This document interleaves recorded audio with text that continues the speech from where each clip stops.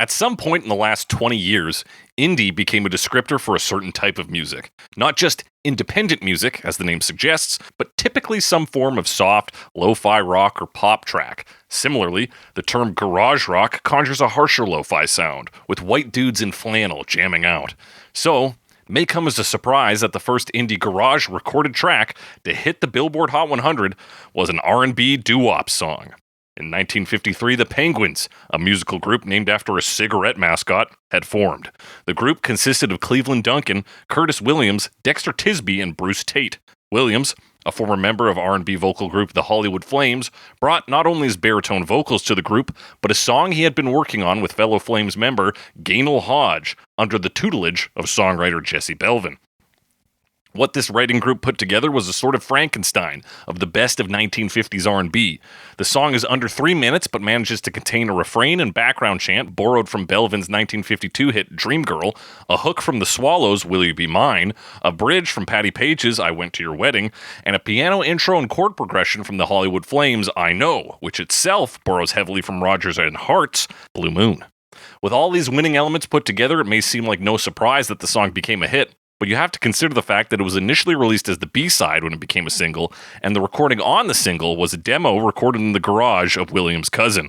Quote, "Every time the dog barked next door, I'd have to go out and shut him up, and then we'd do another take," said Williams.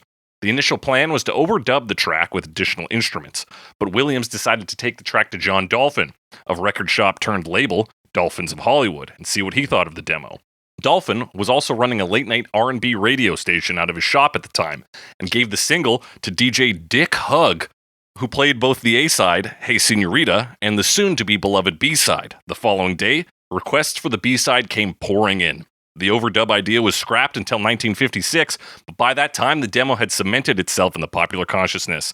The single hit number 8 on the Billboard Hot 100, number 1 on the R&B charts, and maintained steady sales, selling thousands of copies a week even in 1983, 29 years after its initial release. The lifespan of the song was extended in the 80s thanks in part to its appearance in major films like Superman 3 and The Karate Kid Part 2. Perhaps the biggest impact on its legacy, and certainly the reason this podcast knows about the song, is its inclusion in the 1985 film that, along with this song itself, has been selected for preservation by the United States Library of Congress. Yes, thanks to Back to the Future, this popular love song is now synonymous with going to great lengths to get your parents to fuck. That's right, we're talking Earth Angel by the Penguins on Cover Me. Earth Angel, will you be mine, my darling dear, love you all the time. That's right, it's Cover Me, the only podcast that compares famous songs to their many cover versions to find out which one will be the vision of your happiness. I'm your host, as always, The Snake, joined by my adorable co-host, Alex Mildenberger. Alex Mildenberger, you precious little angel. Little angel me. That's you. What's going on, man? Ooh, what is going on? I don't know, nothing too special. Just, Fatima and I watched Back to the Future a couple weeks ago. Hell yeah, had this song on the mind. I was looking at the soundtrack.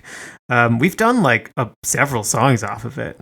Yeah, it's got one. It has hits on its own merits, the Huey Lewis originals, and also in terms of classic songs it has on there, it has some surprising hits.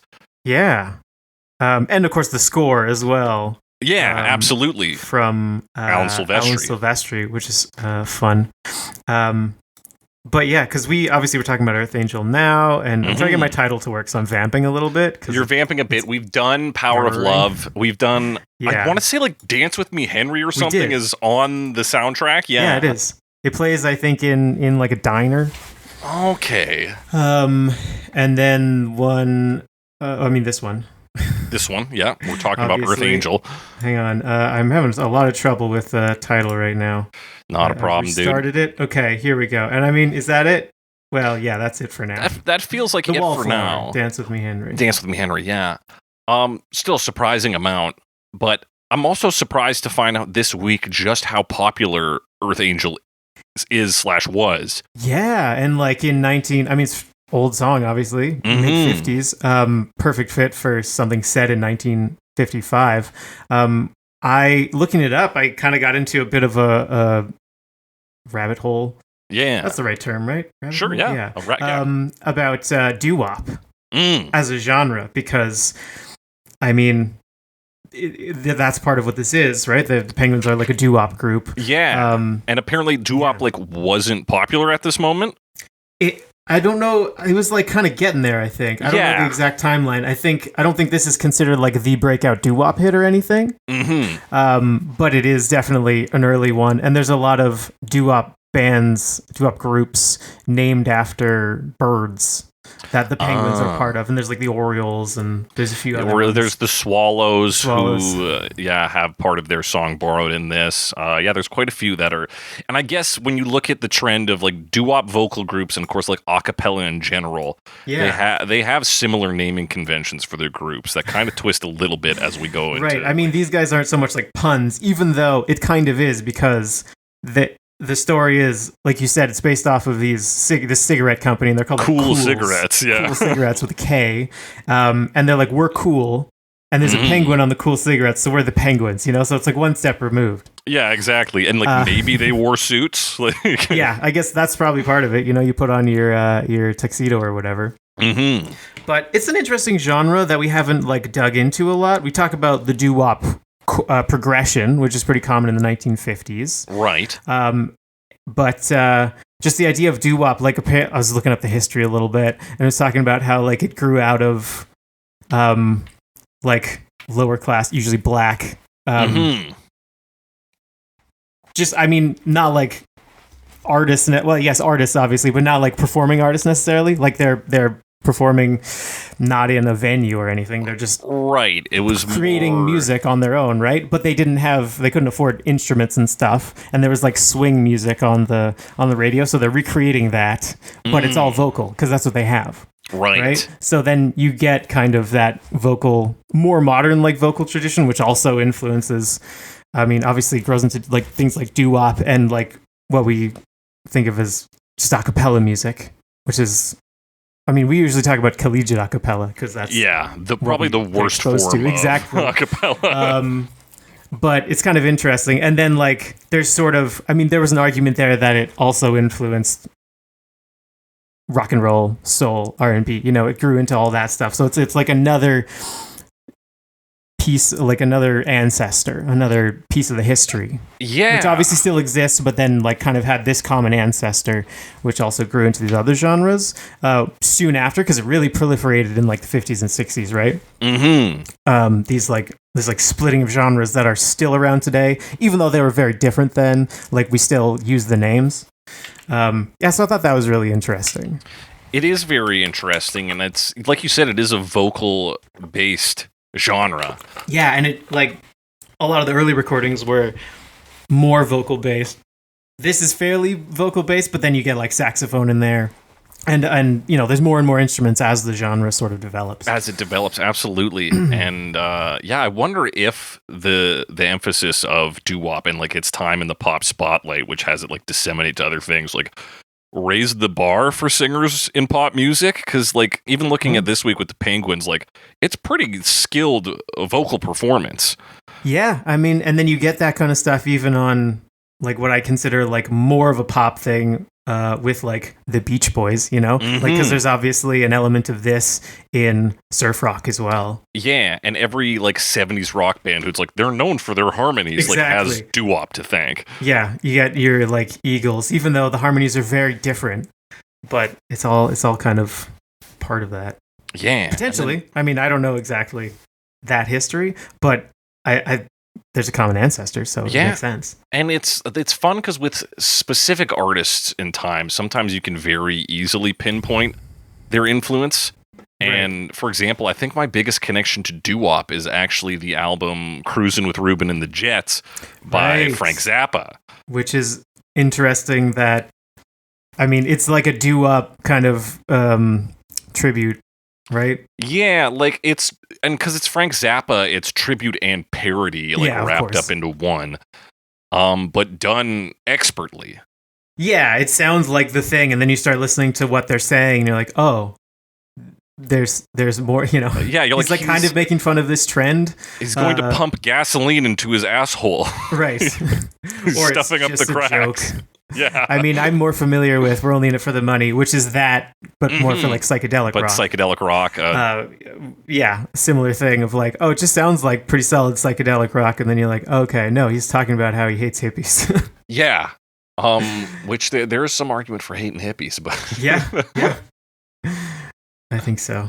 But yeah, fascinating genre. Interesting. It's maybe something I kind of dismissed even coming into this week and creating the playlist. I was like, fuck, there's like 1,000 vocal groups covering this. Right, it's a lot of a cappella. But it makes sense if you look at the history because there's such a close relationship. Mm-hmm. So that's what we're talking about today. Now, I assumed in the intro that your connection to the song is Back to the Future. Is that absolutely. correct? Like, Back to the Future, 100%. I like... didn't even think that it was like a real song necessarily. I'm like, oh, that's from the movie. Exactly. You know? I got like fucked off the first time I tried to like download the song because I was like, okay, yeah, I'll get the song. And I was like, oh, it's obviously not by Marvin Berry and the Starlighters because that's a fake band. Right. And then I tried to get the original. I was like, well, this doesn't sound at all like what I'm looking for. It's very different. Yeah. Yeah. So it's and it's been tough for me to kind of like parse those out. And I'm excited to talk about the Back to the Future version specifically because I think it does a really interesting meld of like classic 50s notes and then pulling in like specifically closer to the end the like Back to the Future like score elements, some of the orchestration from that. It absolutely does do that. And it works pretty seamlessly. Like even just listening to it on its own, I'm like, it's a good song. Like it sounds listenable. Yeah, it is. Absolutely. But yeah, that's my touch point. We've talked a bit about Back to the Future. We might as well just dive into these lyrics, which are easy as hell. Pretty simple. Are there even two different, like more than two sections? We'll see. There's like maybe three. We open with "Don't bore us, get to the chorus, baby. Earth angel, will you be mine? My darling dear, love you all the time. I'm just a fool in love with you." I love the genius annotations for Earth Angel, like the first two lines. It's it possibly a reference to the morning star, Lucifer, or an alien bound to Earth. It's like, I don't know, man. I don't know if this is sci-fi. I don't think we need to go there. It's not written by David Bowie, brother. We can maybe write that one off. Yeah, I think they might be just joking around a bit. But yeah, Earth Angel. It's an angel, but they're on Earth because angel is a symbol of perfection.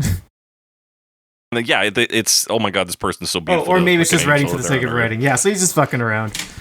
Yeah, and then he ends his paragraph with "I heart vagina." Oh, yep, that is true. So I don't know if this genius is meant to be taken at face value. But that is a fun. I mean, sometimes I think what we do sounds like that. Yeah, it gets close. So I always like to think we're better than genius. I like to think so too. To pull back, but I do like a genius whose contribution who's taking the piss because those are usually pretty fun. It's fun. But yeah, like you said, oh my god, this person is a vision of perfection, but they're a human being. Earth Angel. Easy. It's very direct, right? Yeah. We're talking to them. And then, I mean, I love you all the time. You're my darling. I'm a fool in love. Like, yeah. We're talking about the concept of a fool again. That's right, baby.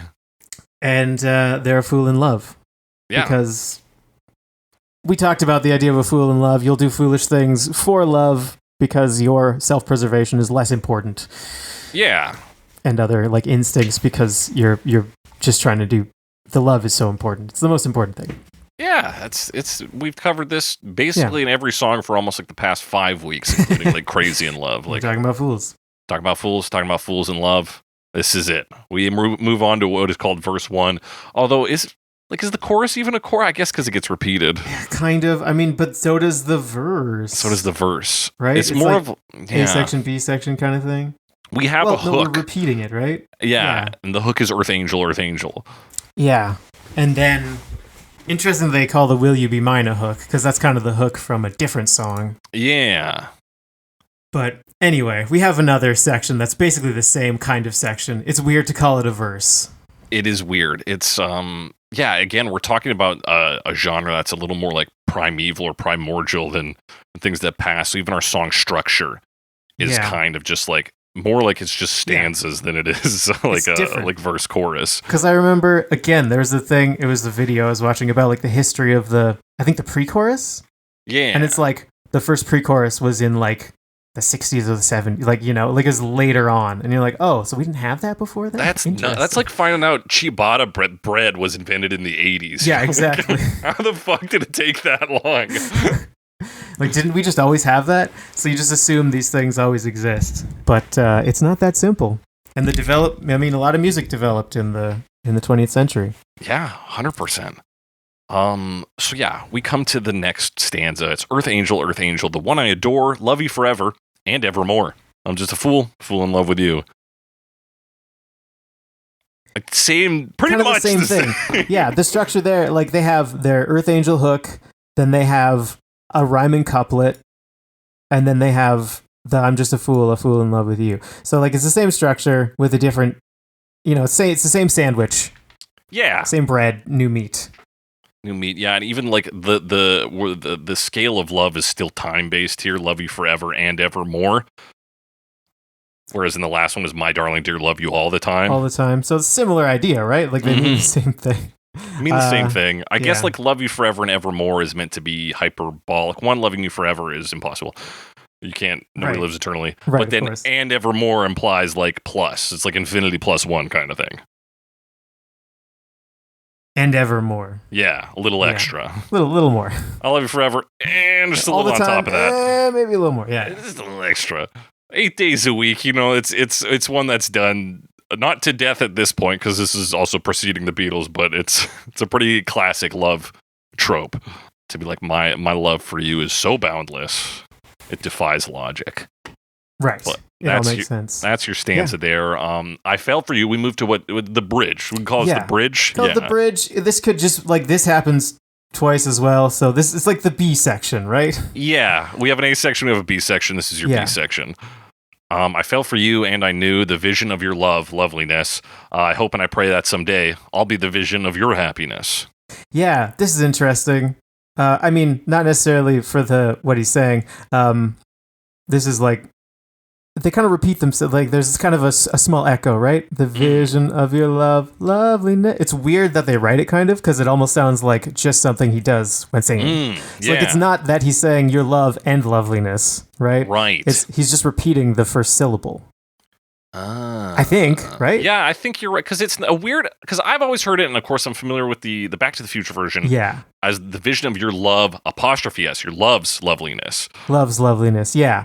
So like your love is beautiful kind of thing. Yeah. And I've heard that too. And then he also says happiness. That's right.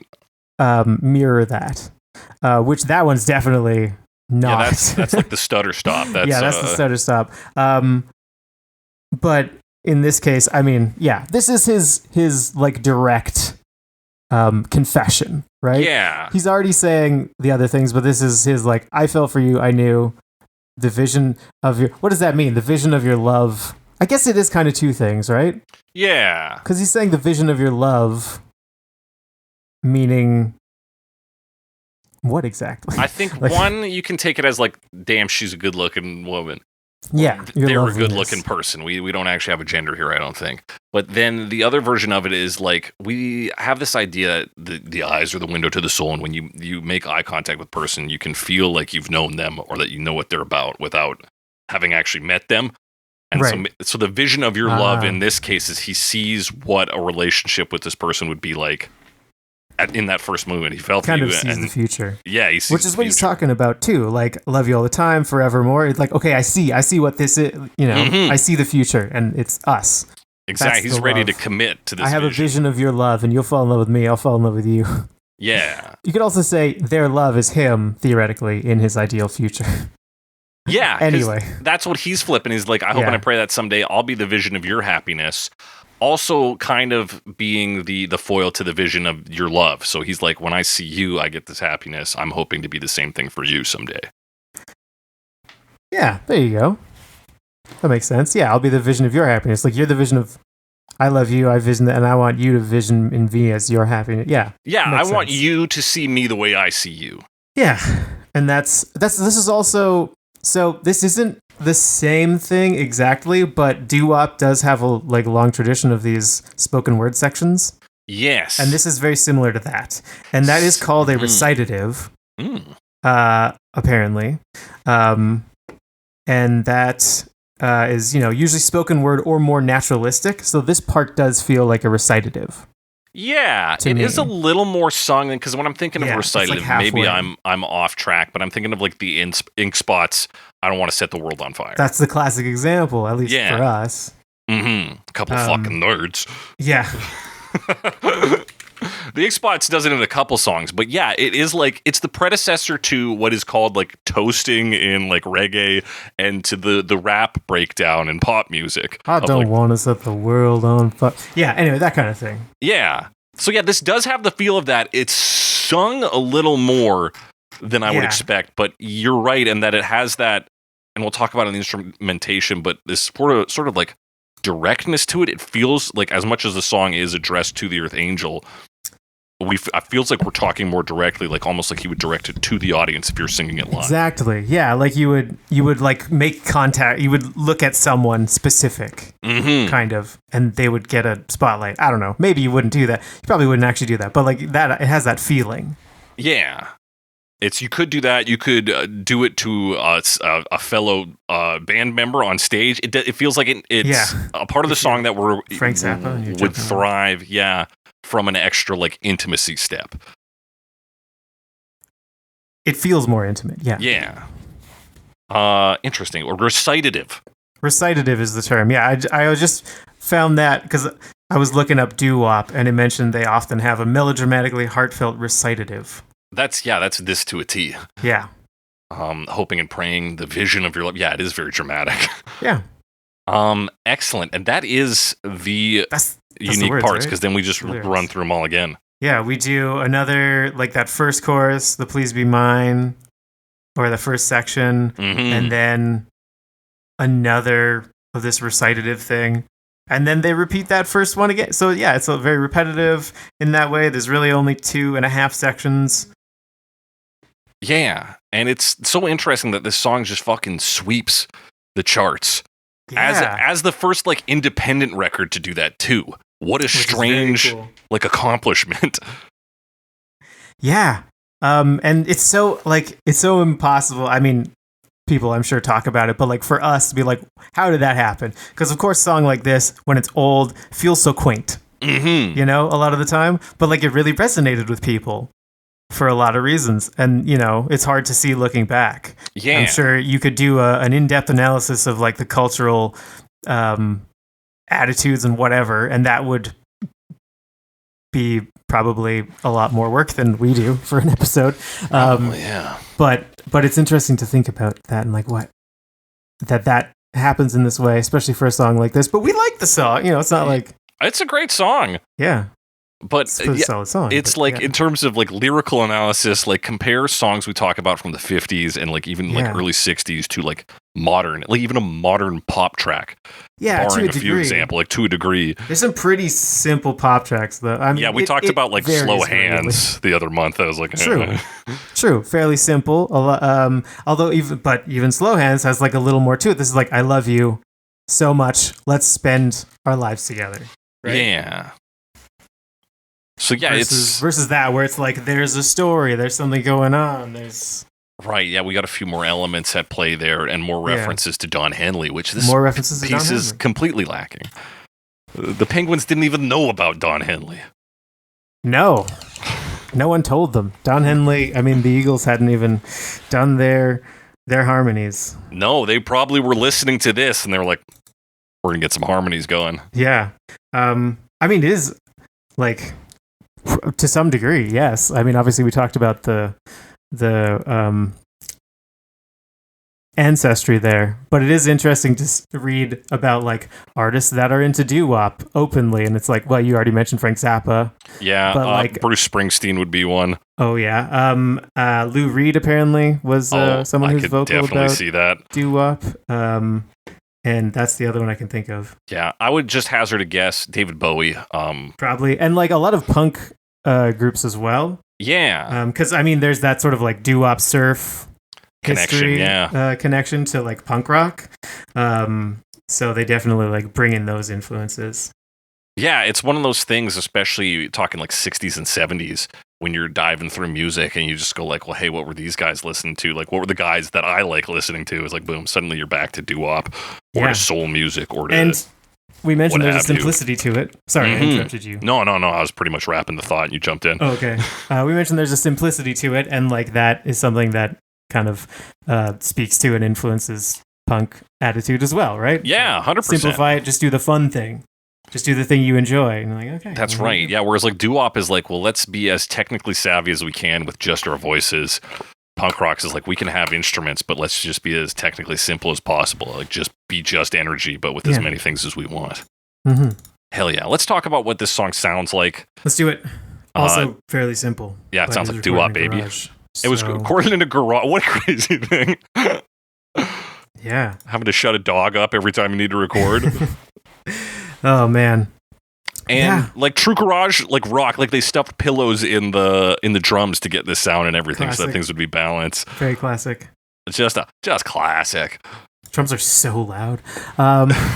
Seriously, you don't even think with about the it. Pillows. Yeah, even with pillows, you're like, that's still fucking like really loud. Do you remember? This is a long time ago. This is when we were in junior high school. Mm-hmm. There was either a talent show or the Battle of the Bands kind of setup. Yeah. And they had a drum kit there for all the bands, but they didn't put it on the stage. They didn't want. I don't know why. I don't know if they didn't want to lift it or something, or like.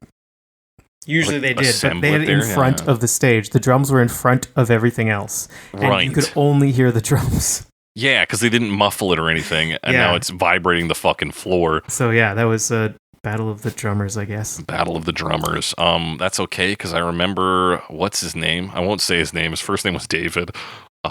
Singing Rocky Like a Hurricane, and it was something that needed to be drowned out by drums. Fair enough. Shout out to David. To David... We know you didn't have much time to prep. Yeah. Your performance was solid. The singing just wasn't. The singing wasn't. I regret it. I could have done that. They asked me first, and I was like, "Guys, they did. They did." This is one of my weird life regrets where I'm like, middle school could have changed me if I had volunteered to sing Rocky Like a Hurricane. Could have been David Lee Roth. I could have been. Wait, he was singing Rocky Like a Hurricane. Sorry, I don't know why I was thinking David Lee Roth. Well, because we were talking about David, it was David. I didn't want to like out him, but it was David Lee Roth at our middle school Battle of the Bands. Yeah, he was David Lee Roth himself. Whiffed. Could have sung better. I think he was drunk in his defense, but like it was not a great performance. But this performance is in a garage. It's great. Same place that David practiced singing that song for the first time. That's exactly right. That's the connecting factor. And we open with an element that's missing from the some later versions. Of course, I'm thinking of the Back to the Future version as my basis, but this whoa, the like actual like doo-wop backup. Yeah. Kind of. Of course, one of the elements of doo-wop, according to Wikipedia, is nonsense syllables, as well as a wide range of vocal parts. Yeah, because we get whoa, wow. Yeah, some classic doo-wop stuff, some O's, some wows. Some wows. Yeah, it's classic. Yeah, classic, like that harmony part, and then the lead vocals come in. Yeah. These, as far as I can tell, are from Cleveland Duncan. I believe that's correct. As the lead vocalist. Although there's instruments playing as well. So they're simple, but there are instruments. Yeah, we got a kind of bouncy piano. Yeah. Pretty simple chord progression. I did not double check to see if it was exactly the doo-wop progression, but it sounds very close. It sounds very close. Like this sounds like a textbook doo-wop song. Yeah, absolutely. Also called the 50s chords, 50s progression. Oh, okay. Yeah. Similar thing. Very similar to what you'll get in the song Love Hurts. Oh, yeah. Check out our Love Hurts episode. Yeah. I think, let me see, it's like it might not be exactly the same. But anyway, it's a similar idea. We mostly just loop that progression. And yeah, like you said, the bouncy piano. Did you notice, this is something I'm curious about, the very start is like really hard pan left. Yeah, you're right. And then once everything else comes in, it kind of, there's like, comes in very suddenly. Yeah, and then pops it's on both in sides. With like the backing vocals, your right ear like pops. It's a very strange experience. Yeah. So I thought that my My Bluetooth earbuds were like not working properly when I started listening to this. Yeah, I was using a wire, and of course, since it's an old track, there is like just a bit of pop and hiss to it. Yeah. So I was also just like, "Is my fucking cord fucked?" Yeah. Something, and then the rest popped in. I was like, "Okay, no, it's fine." Yeah, you're like, "Okay, we're balanced, we're in." Yeah, although what I'm surprised by is I wouldn't expect in 1954, especially in a garage-based recording, for there to be multiple tracks. Yeah. So I imagine this is an artifact of a remaster at some point, but I don't really know. Like, if there might be some history here. We are dealing with, if it is a remaster, it is a remaster of the original demo and not the gussied up 1956 version that adds some strings and things. Definitely. So we're getting the authentic sound, or as close as we can to it. Yes. It's just there's like some stereo effects that I wouldn't expect to from be a garage in 1954. Yeah. Yeah, 100%. But that's interesting that it's there at all. And it does make me wonder about, because this is an independent production, which is like rare for the time as well. Mm-hmm. From Dutones Records. Oh, I don't remember. It's the guy, the producer is Dootsy Williams. Oh, right, Dootsy, yeah. Yeah, and Dutone Records. Great name, Dootsy. Very good name. We just don't know how to name people anymore. No, we don't. But yeah, so we get our lead vocalist in. He's got, I mean, it's a very beautiful voice. He's kind of higher up. It's very smooth. Yeah, doo-wop, as mentioned, like known for having like, vocal parts across the range, similar to like barbershop. Mm-hmm. There's the lower, middle, higher parts. Everyone's kind of spread out. And yeah, he's a little higher. Very nice voice. Yeah, and like most of this is just that. We get like a new bass element around the 1 minute mark. Do do do do. Do do do do. Wait, do they even do that in this version? They do actually. I just stumbled on that because I was gonna say there's not really that bass vocalist that you get on more later tracks, but there is. He is there, but it's not quite the same like later effect. Where it's do do do do. Yeah, they have a lot of that da da da da. Mm-hmm. Da da da da. I wonder if your bass guys couldn't be as low in the 50s because it just like the recording equipment wasn't right for it. Like the recording technology? Yeah, or if it just cut off the bass a bit so it sounds less bassy. I would think to a degree it would. Yeah. But yeah, I'd be curious how much. I don't know. Yeah, there's got to be some like studio you can go to where you can record a single track in different eras, like recording equipment exclusively, and see how that affects the sound. And just like, and then you could like look at it on a spectrograph and stuff and see the frequencies. It'd be very interesting. Yeah, listen to them. Yeah, a ghost graph. Spectrograph. So there's a few other like. So the thing called verse 2, which is kind of the B section. Let's call it the B section. Yeah, the B section. You get sort of the piano kind of slowly climbs. Well, it also goes down. And like hammers a bit more once it gets to that section. It's like boom, da-dum, da-dum. Yeah, it's a little more like loping along. Yeah.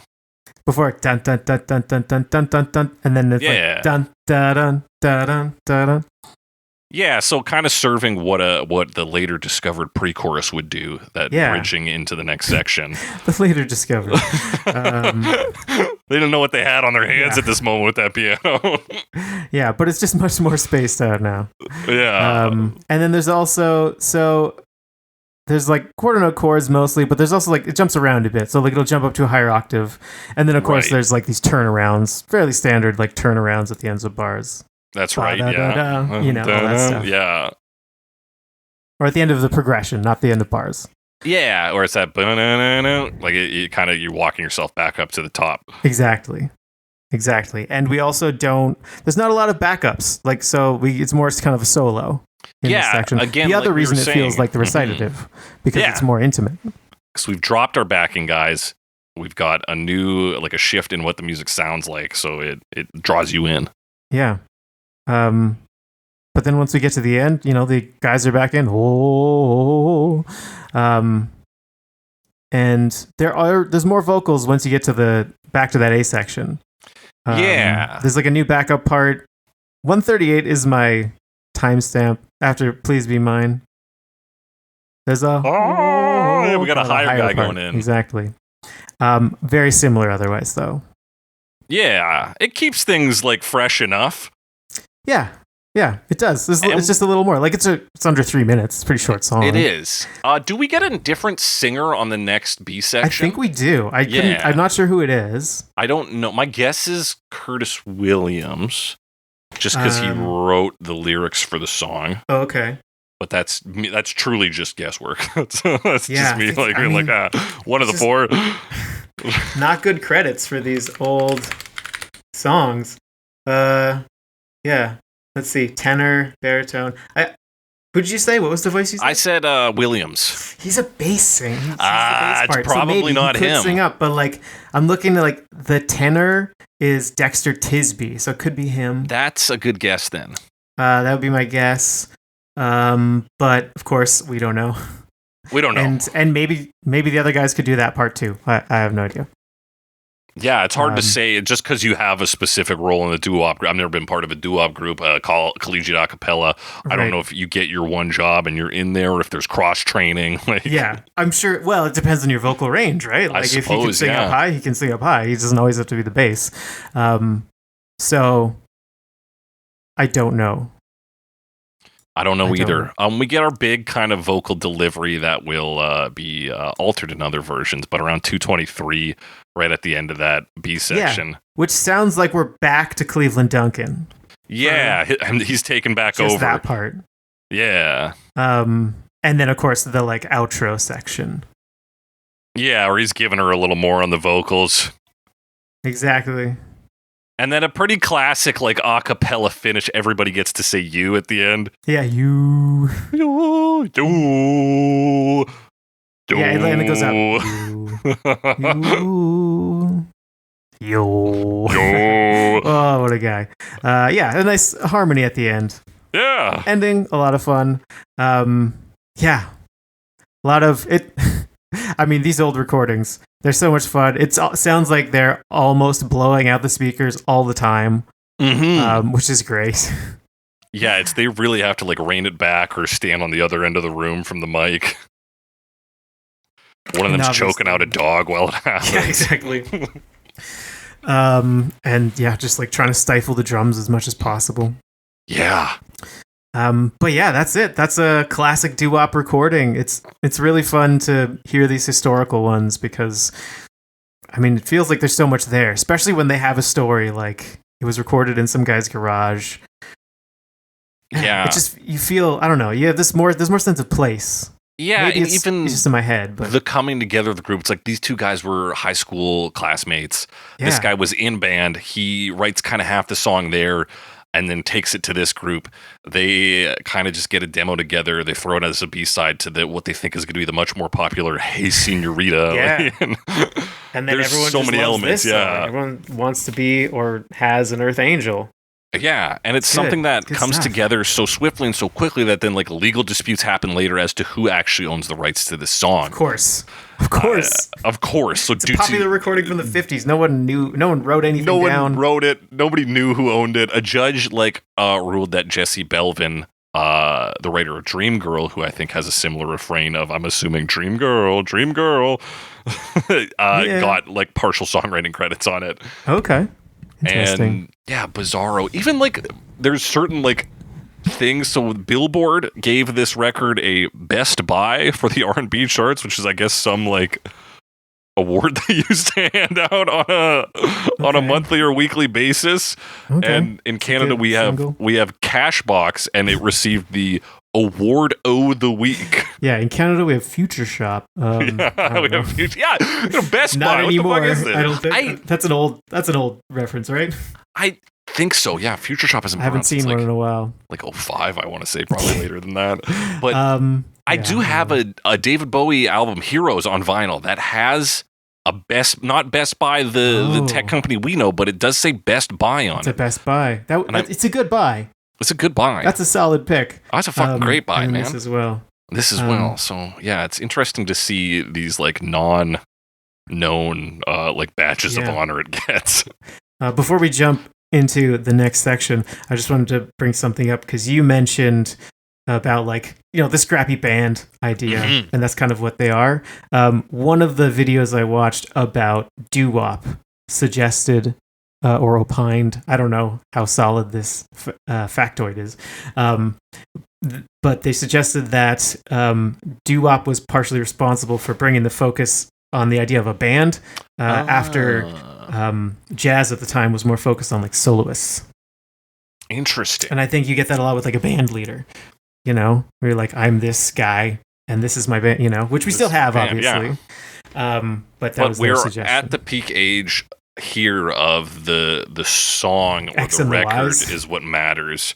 Yeah, and X and the Y's as well. But I'm thinking because right after this comes out, some fucking white Canadians, the Crew Cuts, get together, cover this, and hit number 3 on the Billboard Hot 100. Okay. So, like, we're still in that era also of where it's the labels that matter, and it's them having a version of that song that matters more than the group. But I can see, especially with it being a vocal group, hearing the exact vocals would be so critical, right? As a listener, you'd be like, well, I want that version with that group of vocals, not this guy going "Bo." Right. That's not the right one. Like, and then like as you get more diversity in genre and like just more options, right? So you're like, I like these sounds, and this is who can give me that. Yeah, that's interesting. I do wonder how reputable that fact is. How much doo-wop? Yeah, I know. It's an interesting claim, but it also seems like a big claim. Yeah, and it's probably, if maybe not the factor, is a contributing factor for sure. Exactly. Because I'm also thinking, like, was it completely in place by the time the Beatles were around? Yeah.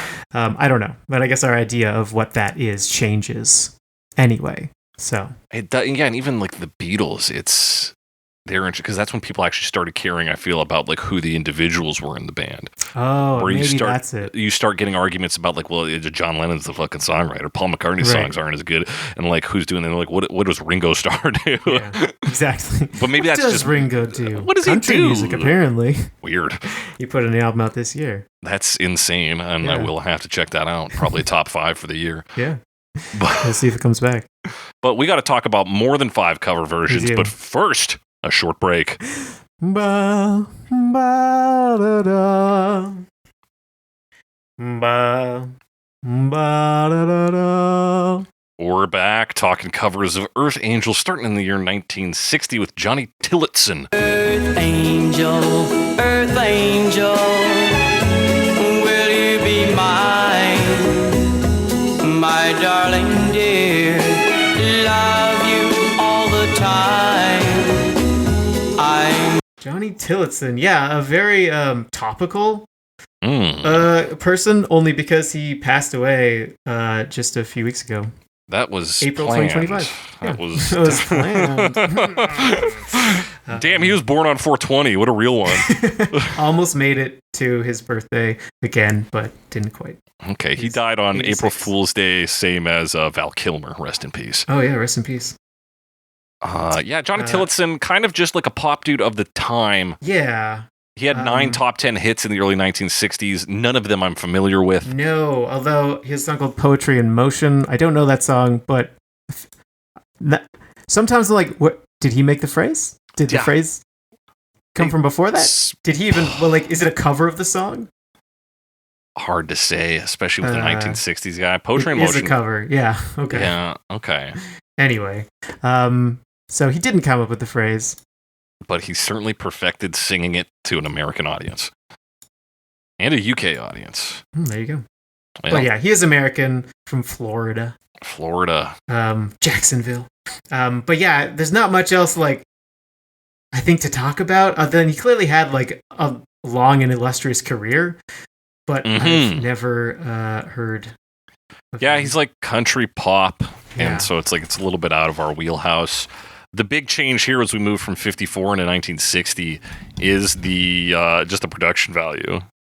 Yeah, and he probably had a little... I mean, obviously it's not recorded in a garage. Yeah. Yeah, he's a white musician. He's got more money. Yeah, exactly. There's that factor as well. But yeah, this is where we get some strings Yeah, a classic guitar arpeggio. And then you get the da-da-da-da. That's all on strings. That's right. Drums play a lot of cymbals. You kind of get they're very clangy. Quite a bit. It's soft, but yeah, it's very like metallic. But yeah, they ring out and they're... Yeah. It's bizarre. It's not harsh, but it is just not what I expected. Yes, it is interesting in that way. But it also... Do you think it's just because it's an early one and it's like you think they're playing too high for like these old school recordings? Like what? Maybe. I don't know. It's just it's not often you hear such cymbal focused percussion in general, I feel. That's true. I guess that's out of like jazz with it. Yeah, I guess maybe he's pulling a little from that. Maybe. And it's not something I think associate with country pop, which I'm definitely not doing a jazz. It's not jazzy. It's not jazz either. This one's interesting because like the strings kind of replace the backup vocals, but there are also backup vocals. The backup vocals are less emphasized for the obvious reason that they're not like a vocal group. Yeah, that's true. But they only really come in like turnarounds and section transitions. Like you hear him at the end of the verse, even though there's also strings there. So definitely de-emphasizing the vocal part. You just get and we're bringing it into the territory, as I understand. Like the reason this song is used in Back to the Future is one, because it was a popular song at the time, right? And two, it was a popular like prom/homecoming song, like a dance song. And I think we get more of that like vibe on this piece. Oh, this is like the slow dance version. This is where we've entered the slow dance version. I'm now looking at the album title, which is Tender Slow 60s, which is like a compilation one, but it's not the original album it's on, but that's what this is, Tender and Slow, and it is the 60s. It is all those things, yeah. What do we get? We get a soaring entrance into the B section. With those strings. Yeah, there's a lot more strings when you get to that B section. And even, later on, more backup vocals and stuff. And even more strings when you start to get that like vibrato in on I wrote second verse, which is the B section? B section, or possibly the second B section. Oh, okay. Yeah. Yeah, they're bigger on the second B section. Classic stuff, There's a build, and he gets I said vibrato on the strings. No, that was not a good impression of what they sound like. They just play like a da-da-da-da-da, right? But they're doing more effects. Yeah. Similar, it's an old school sound. Obviously, it's half a decade later. Still very like trebly old school recording. Yeah. But like you said, a little more of that tender feeling, or a little more slow dance version. Yeah, it sounds like it's crafted for, and maybe just more crafted in general versus the scrappy demo vibe of the original, which doesn't honestly sound that scrappy. Got like pop backing. Yeah, he's got studio money. He's got maybe a longer career than the Penguins had at this point. So it's a little bit more manufactured. But it sounds fine. It sounds good. But I mean, I'd probably pick the Penguins version over this if I had to choose. You had to choose. I do like the addition of strings, though. I think they do great. Which, I mean, the Penguins had a version with strings as well. Right? They did. Yeah. It just didn't take off because they had already had the other version. The other version was too good. Too good, dog. A version with strings and a little more rock and roll in it. Is coming up next here. The Vogues in 1969. Earth angel, will you be mine, my darling dear, love you all the time. Yeah, 69. The Vogues, an American vocal rock and roll group, which is an interesting category you don't hear about all that often. But they do. I mean, it kind of like you don't hear about that specifically, or I don't. No, but, it has similarities to like what you'd hear in like surf rock, like the Beach Boys kind of thing. I guess softened by a less rock and roll instrumentation. This one's not soft exactly though, but it is almost more folk rock in terms of its arrangement. Towards pop, like of the era. This is 69 though.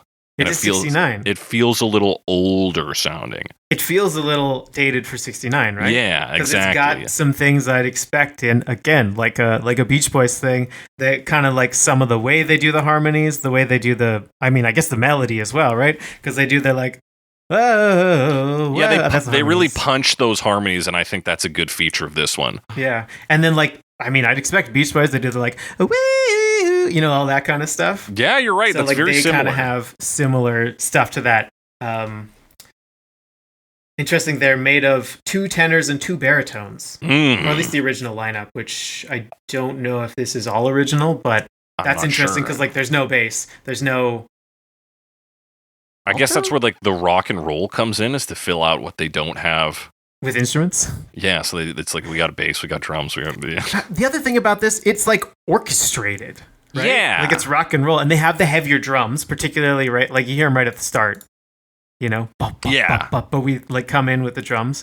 But then suddenly it's vocal harmonies, it's, piano, and then like strings and horns.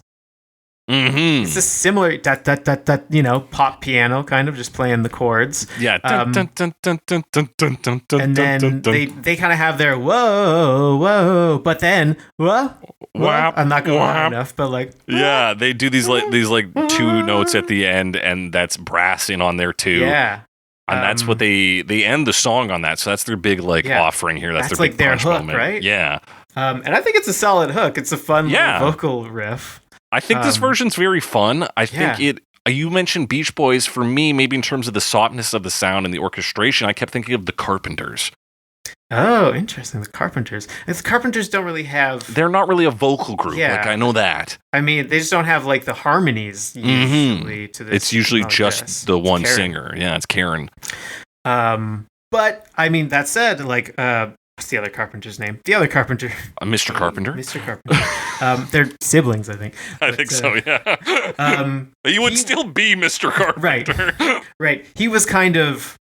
I think he did like the arrangements and stuff. So like he knew how to like arrange strings, I believe, if I'm remembering that correctly. And this has obviously strings and horns. Strings and horns. Yeah, and you get that sort of like almost old-time cinema vibe to it, to like... Right, because it has that old orchestrated sound to it. Yeah, so you got these big drums and these big strings, like sweeping strings. Even compared to Johnny before, it's like these strings are like bigger, and more produced. Like Sorry. No, I was just saying there's a largeness to this version. Yeah, that is definitely. Maybe not in the past ones. Having a decade on it definitely doesn't hurt, Yeah, for sure. And if that decade being the 60s. Yeah. And like huge advancements in this recording technology, and like now we have these like 16 track recorders, whereas before it was like, no, you got one track. Yeah, exactly. So, and like this one, like you hear it on the harmonies, it's all multi-track. Like the vocals are like all multi-track. Yeah, at all times. So everybody's singing the verses together. Yes. Like even like the lead vocal seems to have several. This is more like their harmonies, but it's like unison. It feels, as opposed to before, they're like, we're all doing our vocal chord. Yeah, so they feel almost like a choir themselves more than like a lead with some backing. Mm-hmm. It's also shorter. They don't repeat the verse, or there's not the final repetition A-B sections. They cut that out. It ends up being shorter. They also small lyrical change, not very much. I hope and I pray that maybe some sweet day. So like, it's not a lot. Not a lot. Yeah. Sounds a little less hopeful almost. Yeah. He's got like 2 more words that make it a little like he's kind of. Yeah, it makes the day sound less attainable. Yeah. But I don't know, just a note. Interesting, yeah. But yes, it's bigger. It's got that movie sound. Yeah, especially the move into the B section around I'm looking at what, like 110 here. 110? Okay. Yeah, 109.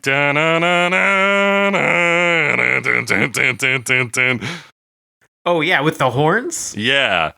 That's, very like old movie, like intro credits sound. Yeah, and then boom, we're in the B section. Strings are soaring.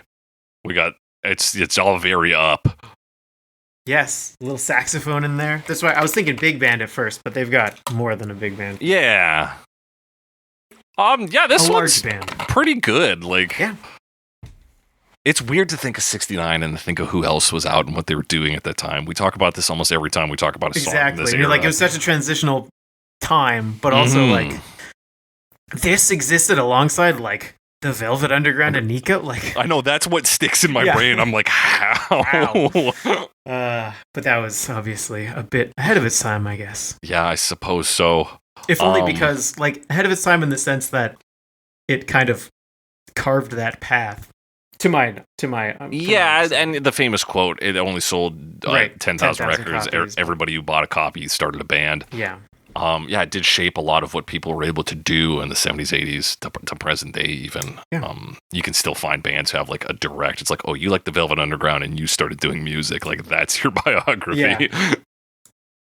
But we have to go forward and backwards in time. We do. To talk about Elvis in 1984.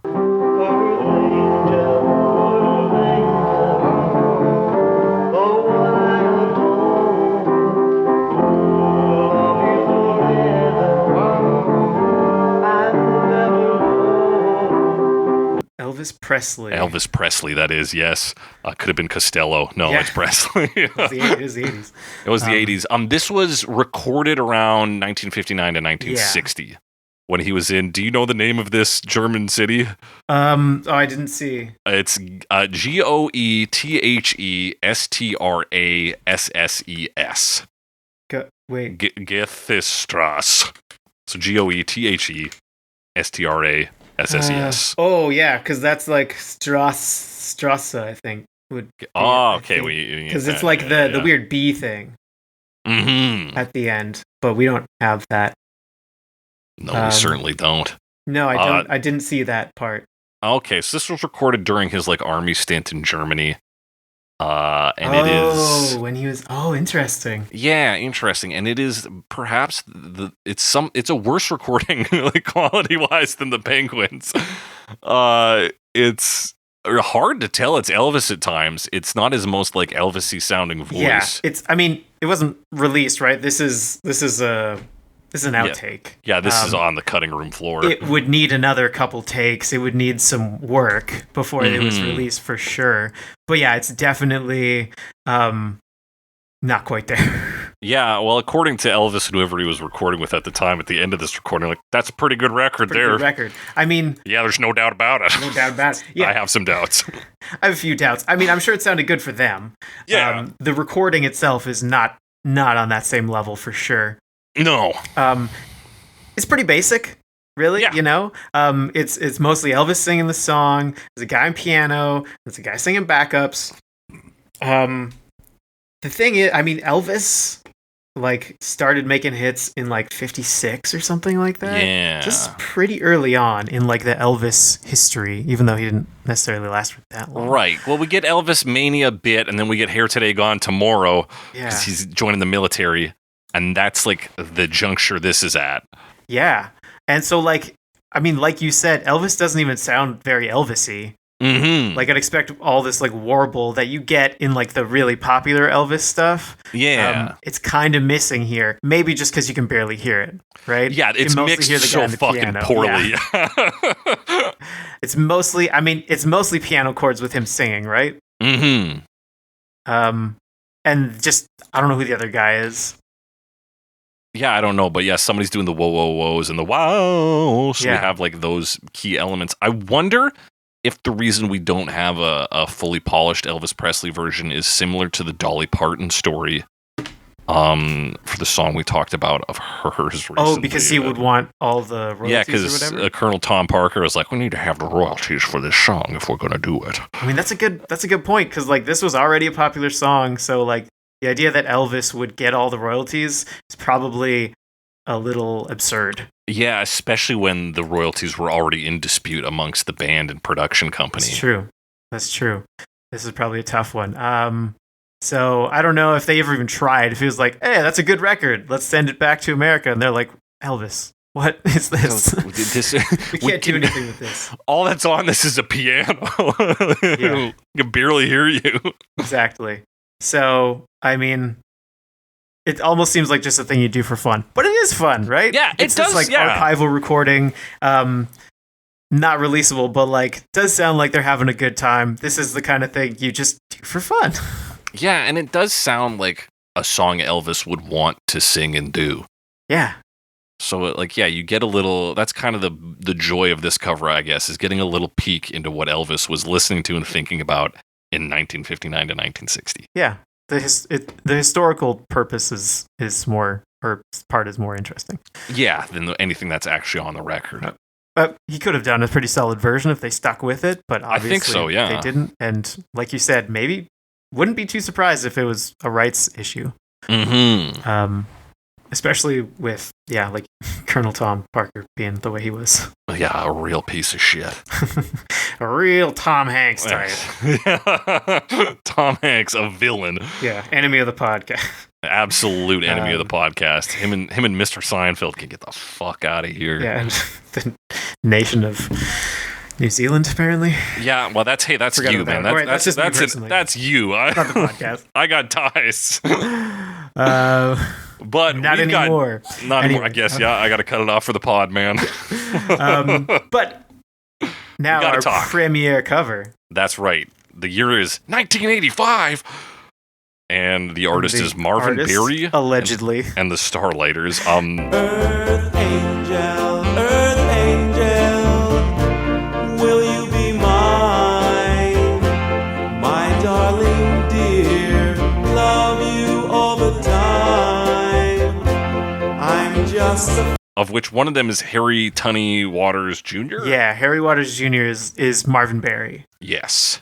And I was having trouble finding the other band members. Yeah. Like the actors' names. Let me see here. Okay, well, if you look up the Starlighters, they were an American singing group, so Wikipedia's not going to help you with this one. I guess I could have looked into this earlier. I know. I'm sure there's a cast list somewhere, but I forgot to. And then what about the credits for this on Tidal? Not much help. Oh, okay. Unfortunately. Okay. Earth Angel. Yeah, it has the original composers. Okay, don't worry. I'm on Futurepedia. The Starlighters were played by Harry Waters Jr. as Marvin. Oh shit! I just accidentally clicked the link. Granville Danny Young was the bass player. That's correct. The pianist was Lloyd L. Tolbert. Okay. And then the saxophone player was Tommy Thomas. Tommy Thomas, what a great name. There's also a credit for Reginald, who's the drummer. Okay. And he's played by David Harold Brown. Okay. Thanks, Futurepedia. Thanks, Futurepedia. That's the play in this. And hey, that's saxophone, folks. Tommy Thomas. Yeah. What a delight. I love him in the next section when they do Johnny Be Good. Johnny Be Good, yeah. Where he's just kind of like swaying. He's like, this is good. Yeah, he's like, I'm not up here playing the saxophone. But he sure is playing the saxophone at the start of this because that's carrying us in with that piano. It is, and this is so we get that riff, right? Kind of. Yeah, like it's familiar.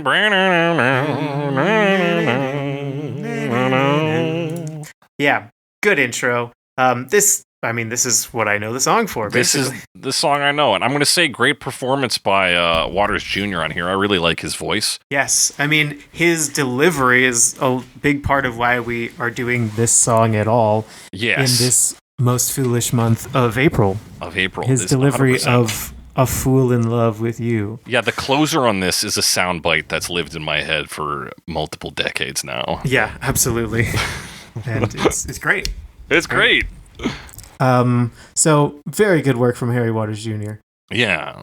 But what else? So the guitar in the movie, that's Marty McFly. So this is allegedly played by Michael J. Fox. Yes. I don't think he did on the recording. Who has legendary guitar miming in that exactly. movie. So Rickenbacker. Yes, beautiful. Good old 50s looking guitar.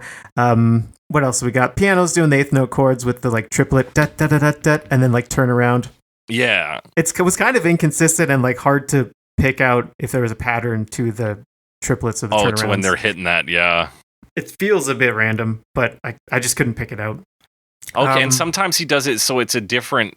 He kind of improvises that turnaround every time. Yeah. Sometimes it's like, and sometimes it's the triplet hit, and sometimes it's something else. So yeah. Guitar's pretty simple, of course. There's a diegetic reason. There's a reason because the plot of the movie is that Marty's not supposed to be playing the guitar here, but the guitar player, his hand got injured. Injured in a fight, or did it get injured? Like it got slammed in the trunk or something? He was trying to get Marty out of the trunk with a screwdriver. Oh, that's right. That's right. He cuts his hand. Yeah. With the screwdriver, or does something that requires it to be bundled up. Yeah, he gets it bandaged. All right, actually, because the guitar was that being played by Marvin Berry? It has to be because Marvin Berry has the bandage. Yeah. So he's taken over the guitar part, and it's very simple, just chords. He's strumming once per bar, and then like picks it up for a section. Yeah, it's super basic for the most part. Very basic. Now this recording changes it a bit from the movie, because in the movie, he kind of like partway through the song. The plot of the movie here, he's trying to get his parents in the past to have their first kiss at this dance. Yeah. So they're playing this song. He's not really doing anything at this point, but there's like things happening, and it like almost doesn't happen. So some little ginger rat comes in. He's like, "I'm stepping in, McFly." McFly. So he starts to fade away, and then he starts to like play poorly. So you get all these like he starts playing too rock and roll for a moment, and then he can't play at all. Yeah, exactly. Yeah, his like chords get all messed up, and you hear the like crunchy, and it's all discordant. And they're like kind of looking at him, but they want to keep performing. Yeah, they're like, "We're pros. We're just gonna keep moving." That doesn't happen in this version. It's all just straight chords.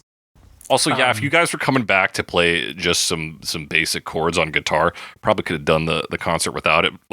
Yeah. And then he leaves right after. Anyway, but that doesn't happen. But what does happen is the other thing you were talking about before with score. There's some non-diegetic strings and horns that we get from the Alan Silvestri score. Yeah, as we sweep into like after the second B section, I think. Yeah, it's like right at the end. Yeah. Yeah. And that's the like, so they don't do the, "Oh no, is Marty going to succeed? We're going to play some like bad guitar chords in here." Yeah, they just ride it. But they do the Marty is victorious. Yeah, which is where those strings come in, is because boom, the two lovers kiss. We look at the photo, they still get to go to Disneyland. Yeah.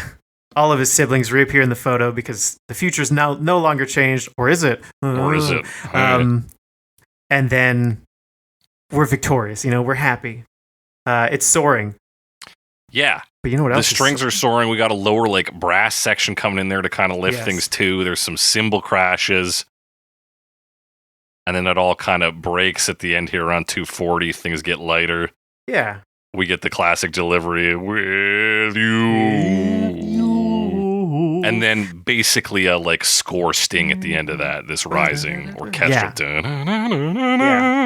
Yeah. And of course, I mean, we already talked about the vocals, but like, really great. Really great. The other thing about this version that does set it apart is there are no vocal harmonies on this either. That's right. But there are a few kind of non-50s style, like, multi-tracks of the vocals, which it's not like a harmony per se. It's all unison, right? But like, it does give it that more full sound that you might get from. Yeah, there's like a little processing on it. Yeah, so no backups, but there's a little more like reverb type sound that fills it. Yeah. We do, so you're right, we do lose this doo-wop, these doo-wop elements, particularly the backing vocals, but we get our favorite element, saxophone. Saxophone, yes. And that's very nice. Great tones on this. But yeah, great version. It is like the classic version for me. Yeah, it's the only reason I know the song. And it will remain that way. But we got to talk about a classic act who I thought we'd talked about more on the show, but it looks like maybe just once before. I thought at least once. Yeah, it's Fishhook in 1998. Yeah. Earth angel, will you be mine? Finally, dear, well, I love you all the time. I'm just a fool in love with you. Did they seem to go by Ghoti Hook. Do they go by Ghoti Hook now? Only because going to their Wikipedia page shows the pronunciation Ghoti Hook. Huh. Of course, I do believe it comes from the sort of joke pronunciation of Ghoti, as you could say this is fish because English is messed up, which is probably not the whole truth, but it is kind of like if you say this part has this part from this word. And this part the GH is in the word rough, O is in woman, and TI is in nation. Yeah. So, Ghoti Hook. Ghoti Hook. Well, here I thought I was being slick. I know. I think I mean, I don't know exactly, but just according to Wikipedia, it's Ghoti Hook. Well, it's Ghoti Hook. Yeah. It looks like you're right. They don't have a citation because they have that. They explain the fish pronunciation, and then they have no citation saying the band does it the other way. But right. The thing is, I don't care enough about Ghoti Hook at the end it says the band pronounces its name more intuitively. Clarification needed. Yeah. Oh, clarification needed. What is the intuitive pronunciation of Ghoti Hook? Ghoti Hook. Jihadi. Jihadi. That sounds like something else. That sounds like something else, too. That sounds like something else. Let's talk about these guys who we talked about before for Just What I Needed. We're getting the most, picture a punk rock version of this song. You've got it. Let's move on. Like, absolutely. I mean, we talked about sort of the lineage to punk being like kind of through surf rock. Yeah. And yeah, it's a bit, it has like this riff that's kind of like punk surf sound. Yeah. We got like the distorted power chug on it. Yeah. Fast drums and bass. Yeah. Bass is mostly supporting the chords. Occasionally it does climb up high though, which I mean is a kind of that like punk thing to do as well, where the bass suddenly goes, you know? Yeah, the bass gets to do a little bit of fun stuff. Because it's probably fast. It's probably they do a little bit of like doo-wop referencing. Just talking about the vocals in general. Or I will talk about the vocals in general, but like on the verses, they kind of do the like bop shoo bop shoo bop. Oh yeah, they do. Backups. And then the other kind of like doo-wop reference they have is they actually do the second verse kind of more as a spoken word thing. Again, second verse I say, but it's the B section. E section. Yeah. Yeah, and they get some nice like tom rolls in that B section too. There's some like they're having fun with it, but it's pretty straightforward as far as punk covers go. Yeah, I mean they do it. What? They're in like 2 minutes. They're like 2 minutes 10 seconds. The other things to note: the singing itself fairly monotone and shouty. Yeah, that you might expect from a pop one. There's a lot of group vocals, but it's like a punk group vocal where everyone's kind of shouting. Yeah, so you've got punk harmonies, and they are more like staccato in their delivery of the title line. It's not Earth Angel, it's Earth Angel, Earth Angel. Will you be mine? Yeah. Will you be mine? Yeah, the bop she bops. Yeah, second time around on the B section, it's a talking style, a recitative.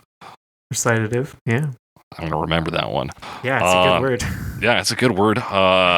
That's this one though. That's this version. The other one thing I wanted to point out. I don't know if it's the same. They kind of have this, like they do in their transition section. You get the like, which is very like blitzkrieg bop, like. Oh yeah. Kind of like classic, like surfy punk. Oh yeah, that kind of like exactly. Yeah. Yeah, you're doing like a punk rock turnaround there. Yes. Yeah, that's a good name for it. Yeah, it has that sound, and it's good stuff. Good stuff. Yeah, good enough. Like I'm never gonna say no to a punk rock cover like this. Right. It's like solid, straightforward, but solid. Solid. How about this though? Australian vocal group in 2014, Human Nature. Human Nature. Earth Angel, the one I adore. Love me forever and evermore. Apparently, so according to the Wikipedia page, originally formed as a doo-wop group called the Four Tracks. Yes. When they were in school. So, I mean, they're more like pop now. They're Yeah, pentatonics for Australians. Yeah, exactly. Like that's They're what a these pop guys vocal are. group. They're pop vocal. They group. do a lot of vocal harmonies. And they have the bass guy. The bass guy is always a little fun because he's the boom boom. Yeah, exactly. Yeah. Yeah, and I will say these guys are technically skilled on their vocals. Yeah, it's all the it's that very like a cappella sound. Yeah, that more poppy, almost self-serious tone to it. Yes, because they're kind of doing the like tenderness, really trying to like push the tenderness. Yes. In a like serious way. Maybe not in the same way as Johnny Tillotson, but it's kind of like that. Kinda. These guys have like, especially on their intro, that "love me all the time." Everybody's harmonizing. It almost sounds like it's more minor than major. Mm-hmm. They're like trying to set the mood to like either be serious or to fuck, and maybe both. Maybe both. I mean, that's just human nature, my dude. And like generally just a lot of like vocal stuff, you know? Yeah. My example, they have like a fun run. They do kind of add some words, say like, "I'm just a fool." Oh, what a fool, you know? Oh, what a fool. Yeah. So we've had years of vocal group. They do like songs and ideas to pull on. Yeah, Are you gonna talk about the other? Fool, Yeah. Kind of, so yeah, they're having fun with it. thing. It's pretty well produced. They add in their own like verse. They do. It's like a spoken recitative. Yes. So this is more of a direct recitative. Yeah, "Angel, my darling, last night I fell in love with a little piece of heaven on earth. It was you, the way you walk, the way it was you, the way you walk, the way you talk, the way you bat your eyelids as I pull up in my open-top Chevy. Yeah. I don't know what I'd do without you, Earth Angel. I will never let you go." Yeah, which seems to be like a very deliberate, like kind of 50s. Yeah, Americana. Open Yeah, top Chevy. gotcha. Earth Angel, I'll never let you go. So yeah, perfectly decent like pop a cappella type version. Definitely like has that really like trebly sound a lot of these groups seem to have. Yeah. I don't know exactly. I can't put my finger on it. It's like it's fine. Styx has it when they harmonize, but it's like too much with them. They need to like cut it off. It's fine with this, but I definitely notice it where it feels like there's something in that higher register that's just like ringing. Yeah. I don't know exactly what it is. I know what you're, because it like throws me, it's off-putting to me. Yeah. Even though it's not technically bad sounding, I hear it and I pull back. I'm like, oh. Yeah, I'm like, what is that? And it's also like I listen to probably more Styx to this day, but I'm just like, I like, but it does that when they harmonize. I'm like, why do you do that? It hurts me. It hurts me. I wonder if it's a production thing, if it's simply like just what happens when we use modern harmonizing techniques. I don't know what the fuck it is. I don't know. Yeah, it's weird. It's bizarre. But yeah, this version, we've heard much, much, much worse vocal covers it's like on this show. Perfectly passable. And if you're into the like vocal side of this like doo-wop lineage, Yeah, this will do it for you. Yeah, totally fine. They have like half a music video of this where they're sitting on some bleachers and they sing 40 seconds of it after singing another song. This is from a little after that, not much after, like a few years later, and this is they do like requests or something. Oh yeah, they do like cover requests. Human Nature on requests. So Yeah, this is their like YouTube request stuff, and they do another song called "Perfect" as a medley with it, and I don't know the song "Perfect." Nor do I. But yeah, it's a shorter version that do both. That they do both. But what they don't do is make this song sound like it's from American mountains. Oh, but you know who does do that is Craig Duncan and the Appalachian Orchestra in 2018. Appalachian Orchestra.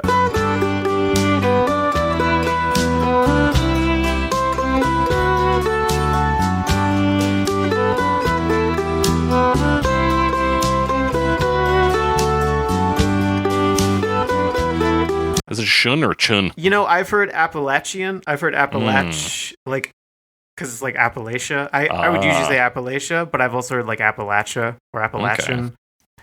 Okay. I don't know if there's a correct way, but Appalachian sounds better to me personally. Hey, I'll take it.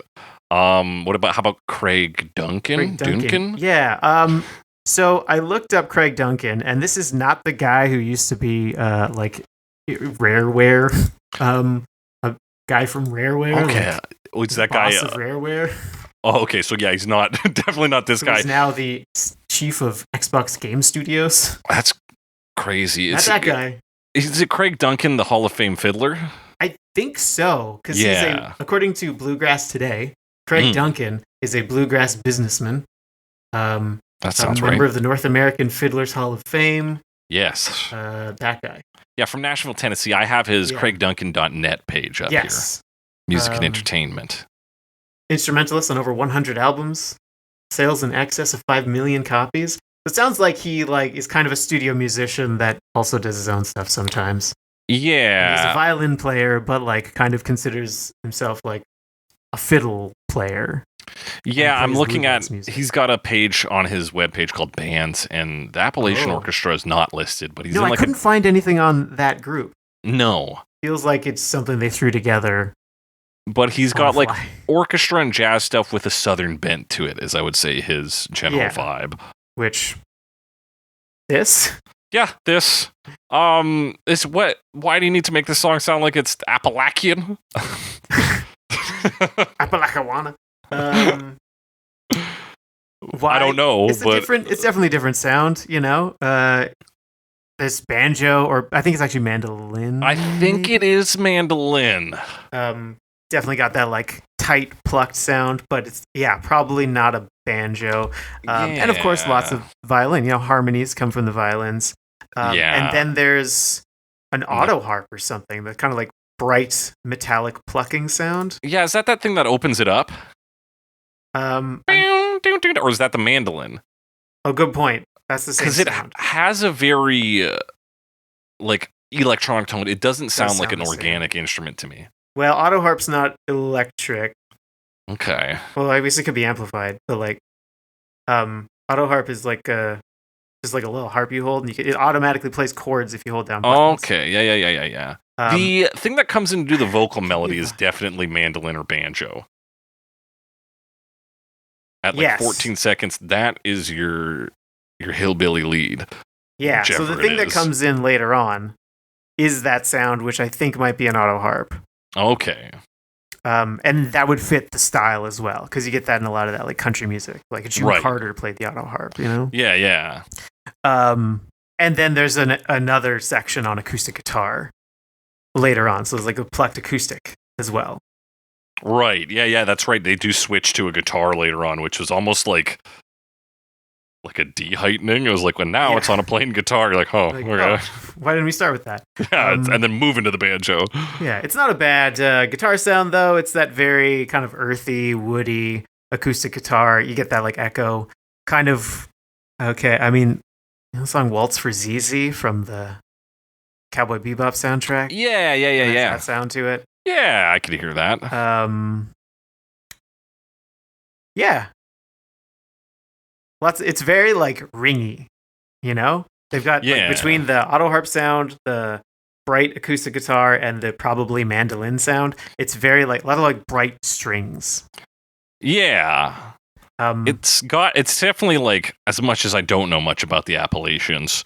Right. This sounds like it's hitting that vibe. Yeah, could be Smoky Mountains. Smoky Mountains, kind of Banjo-Kazooie-esque in a sense, to bring up Rareware. Sure. Got that kind of I mean, they don't have the boom, boom, boom, but they do have that kind of bluegrass. I mean, bluegrass, obviously. Yeah, like a bluegrass. Banjo-Kazooie leans more into the cartoon or that's like an old style cartoon style of music, more carnivalesque, more vaudeville, perhaps. Perhaps. But this is more very specifically country Appalachian. It's fine, this version. Like you said, we get enough instrument shifts that it feels like we're moving places. Yeah, did we mention this is instrumental? Yeah, we did now. It's instrumental. Okay, cool. It definitely is that. But anyway, just wanted to mention that. Yeah, it sounds like... I like the sounds on this one. It's got some good sounds. Yeah, I could play this in the background somewhere. I'd be happy enough. But yeah, I don't have much to add about that.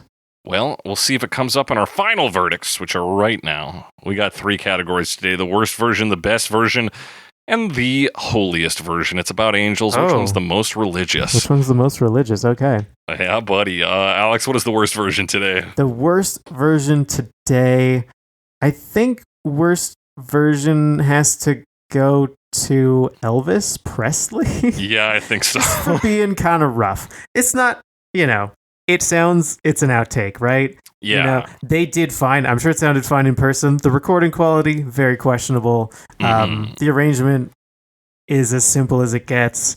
It just sounds like 2 people having fun, which has merit. Sure, as like a historical document, especially since it's Elvis Presley. 100%. But also, like, if I had to pick 7 of these versions to listen to, that's the one I'd leave out. Yeah, it would be the last. Like, even like listening to it on my headphones, like studio headphones, I'm like, okay, I can hear his voice barely. Yeah. When I played this on like a Bluetooth speaker, it's like I can't fucking hear Elvis. Elvis is not in this building. Not anywhere near it, just a piano in here. So yeah, it's not a good version. It's the fact that it exists is the most intriguing thing about it. Mm-hmm. But what's the best version, Alex?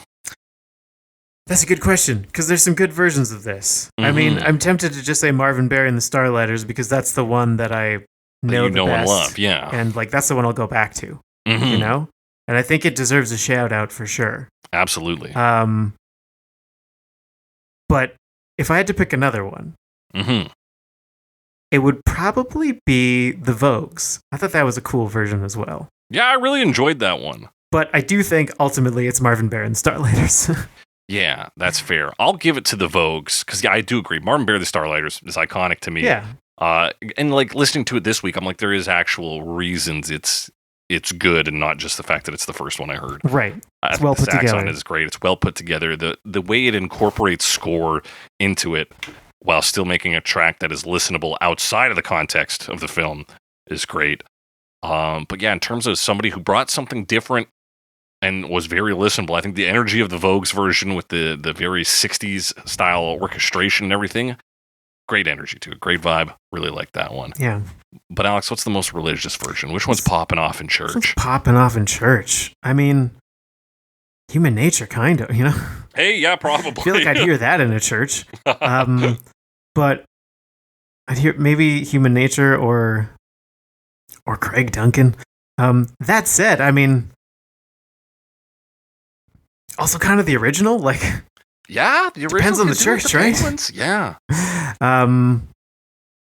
Yeah, maybe I'll just say the original. Take it. The original's great. I'm going to pick a Ghoti hook, because sometimes churches will have punk shows in their basement that are family friendly and all ages to trick the youth into thinking that Christianity is cool. Christianity is cool, yeah. And like Fishhook doing Earth Angel, that passes the bar for acceptability in a Catholic church. Yeah, they're not like shouting fuck or anything. Yeah.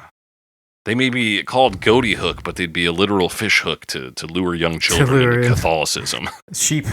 Yes. To the flock. Sheep to the flock, baby. Yep.